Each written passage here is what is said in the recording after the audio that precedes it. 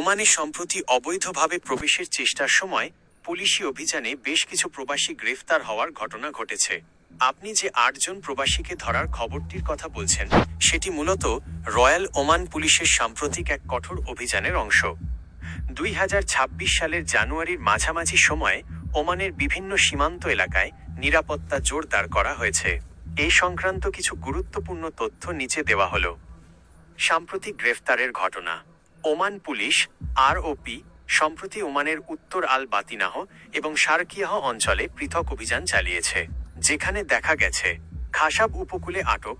ওমানের উপকূলীয় এলাকা খাসাব দিয়ে সমুদ্রপথে ছোট নৌকায় করে অবৈধভাবে প্রবেশের সময় বেশ কয়েকজন এশীয় নাগরিককে, যাদের মধ্যে ৮ জনের একটি দলও ছিল, গ্রেফতার করা হয়েছে। অন্যান্য অভিযান। গত ১৯ জানুয়ারি ২০২৬-এর খবর অনুযায়ী ওমানে পৃথক দুটি অভিযানে মোট ৩৫ জন প্রবাসীকে আটক করা হয়েছে। এদের মধ্যে ৩২ জন আফ্রিকান নাগরিক এবং ৩ জন এশীয় নাগরিক ছিলেন। ২. ওমানের বর্তমান অভিবাসন পরিস্থিতি। ওমান সরকার ২০২৬ সালের শুরু থেকেই অবৈধ অভিবাসন এবং মানব পাচার রোধে অত্যন্ত কঠোর অবস্থান নিয়েছে।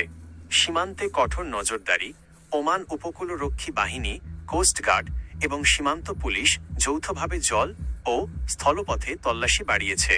শাস্তি। যারা বৈধ ভিসা ছাড়া ওমানে প্রবেশের চেষ্টা করছেন, তাদের বিরুদ্ধে ওমানি দণ্ডবিধির ১২১ ও ১২৩ ধারা অনুযায়ী জেল, বড় অঙ্কের জরিমানা এবং স্থায়ীভাবে বহিষ্কারের পার্মানেন্ট ডিপোর্টেশন নির্দেশ দেওয়া হচ্ছে। ৩. নতুন ভিসা নিয়ম। জানুয়ারি ২০২৬ ওমান সরকার ঘোষণা করেছে যে এখন থেকে প্রবাসীদের ওমানে প্রবেশের আগে তাদের শিক্ষাগত ও পেশাগত যোগ্যতা যাচাই স্কিল ভেরিফিকেশন বাধ্যতামূলক। জাল সনদ বা ভুল তথ্য দিয়ে ভিসা নেওয়ার চেষ্টা করলে সরাসরি জেল ও দেশে ফেরত পাঠানোর ব্যবস্থা করা হয়েছে। সতর্কবার্তা।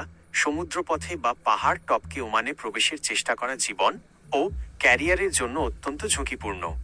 দালালদের খপ্পরে পড়ে ভিসা ছাড়া বা ভিজিট ভিসায় ওমানে গিয়ে কাজ করার পরিকল্পনা করবেন না। আপনি কি ওমানের বর্তমান ভিসা স্ট্যাটাস চেক করার উপায় বা বৈধভাবে ওমান যাওয়ার প্রক্রিয়া সম্পর্কে আরও জানতে চান?